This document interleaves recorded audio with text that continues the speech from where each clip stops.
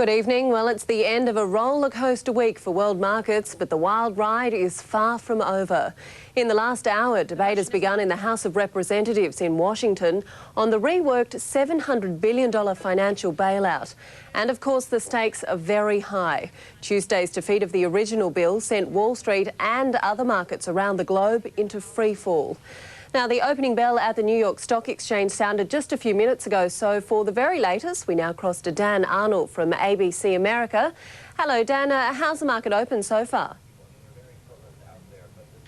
Good evening, Wendy. What we saw at the opening bell this morning in New York was a strong open, good volume, and up about 70 points at the beginning of the trading day. In the last several minutes, we've seen that go even higher. Currently, the Dow Jones Industrial Average trading up about 111 points at this hour. Okay, so a good start to the day. What exactly is behind today's early rise?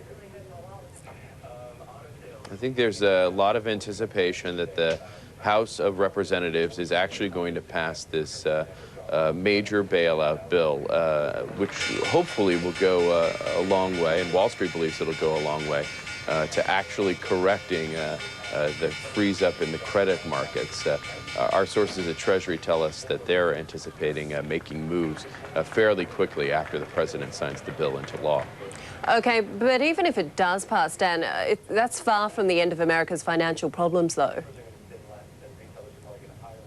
That's exactly right. We got our monthly look at jobs performance and job creation in the U.S. today. And really, for the first time in more than 5 years, we've seen job creation drop to a level that could be considered a recessionary. The U.S. lost about 159,000 jobs during the month of September. It's got a lot of people talking about the underlying problems that we have here won't be corrected by a quick fix to the credit markets. All right, and just before we go, how's the Dow Jones looking now? Up 116 points at this moment.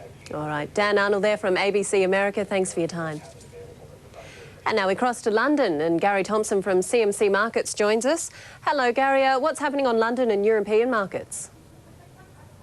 Well, hi, Wendy. As Dan's just been telling, the Dow's opened up a little bit stronger, and that's actually pulling both the London market and the European markets up with it. We had a little bit of weakness earlier on today, but the figures came out from the States, and now the Dow opening has just pulled us up. We're up about 20-25 points at the moment, pretty much across the board. And we're hearing reports that the French economy has slipped into recession. Is that what you're hearing?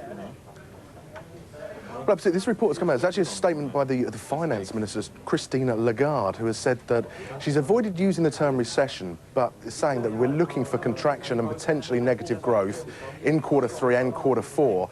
Now, there was a report out earlier this year that the Eurozone contracted 0.3% in the second quarter. So that would actually equal the definition of a recession, 2 quarters of contraction. So they're carefully avoiding the term recession, but it is certainly an indication that things aren't so great. And we've got to remember is the French economy is the second largest economy in the Eurozone. If we start to see recession there, potentially that's going to go through the Eurozone and maybe even affect the UK. Which is a very frightening thought indeed. All right, Gary Thompson from CMC Markets in London, thank you.